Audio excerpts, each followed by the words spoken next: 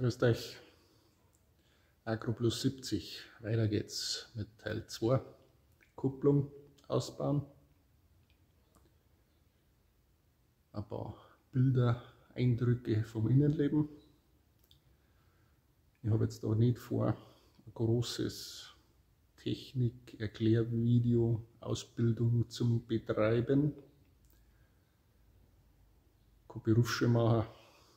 Bin auch überzeugt von dem Bildungssystem und von der Meisterpflicht.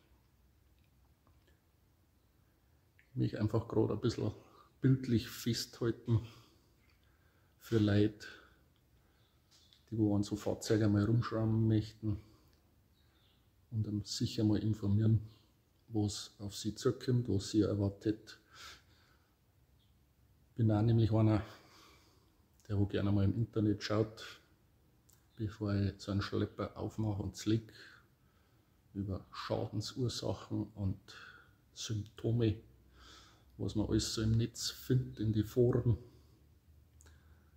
Und das gefällt mir, wenn da auch Leute was online stellen, dann weiß ich schon ein bisschen, habe ich schon ein paar Eindrücke, was mir erwartet, wenn ich an so Schlepper rumschraube. Deswegen mache ich das jetzt auch einmal gern. Für Leute, die noch nie an so einem Bullock rumgeschraubt haben.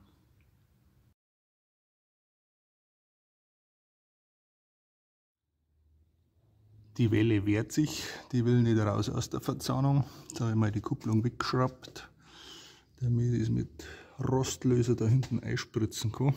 Da sieht man jetzt auch nochmal die Scheibe. Da fehlt auf einer Seite der Belag.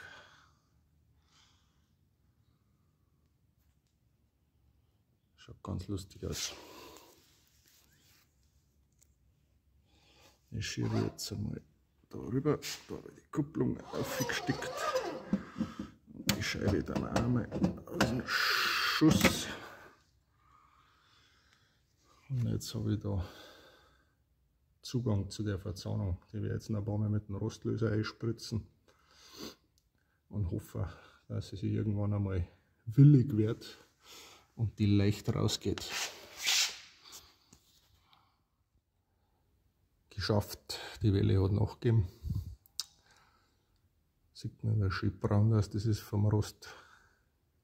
Da wird sicherlich auch die Wärme des Kupplunghorses ein Problem gewesen sein dazu. Nochmal ein Blick auf die Kupplung. Da sieht man jetzt die Scheibe, wie es zusammengefahren worden ist, bis die Nierten geschliffen haben. Ja, der Belag fehlt komplett.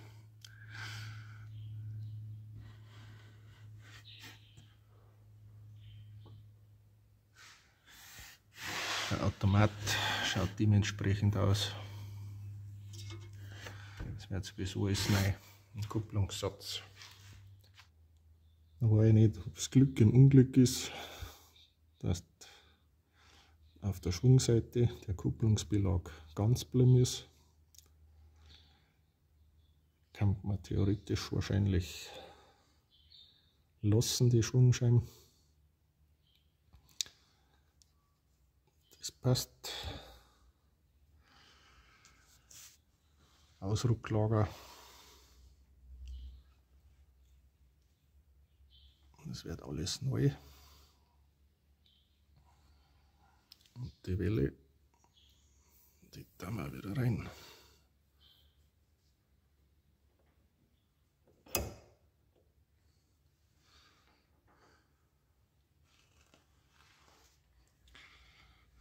Zum Ausrücklager. Das hängt nirgends fest mit dem Hebelwerk. Das kann man ganz normal runterziehen.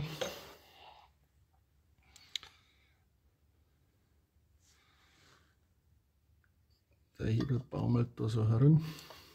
Der hat da, wenn man sich vorstellen, wie ein Kugelkopf. Wenn ich da mal das sehen, der ist da hinten und wird mit einer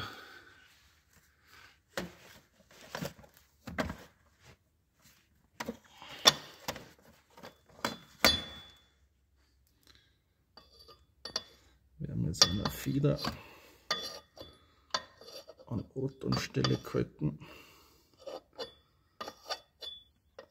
Sieht man vielleicht, wie sich die Federgabel auf den Kugelkopf bewegt.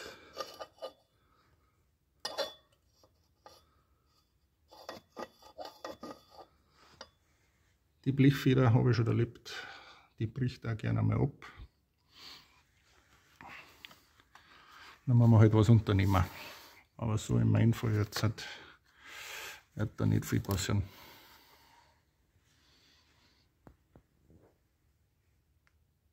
Ja, schaut schön aus, gell? Habe ich einiges zum Saubermachen. Auch sicher nicht Freude. Da unten, wie gesagt, da ist die Öffnung, die brauche ich dann zum Einhängen von dem hydraulischen Kupplungszylinder.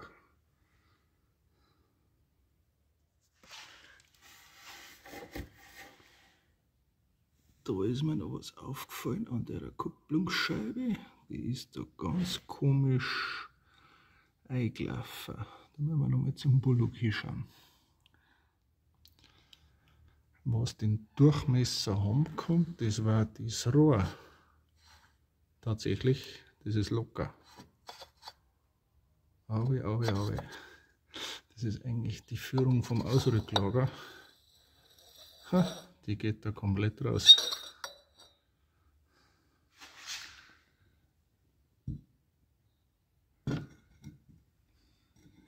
Genau, das ist der Durchmesser. Man hat wahrscheinlich bei der großen Hitzeeinwirkung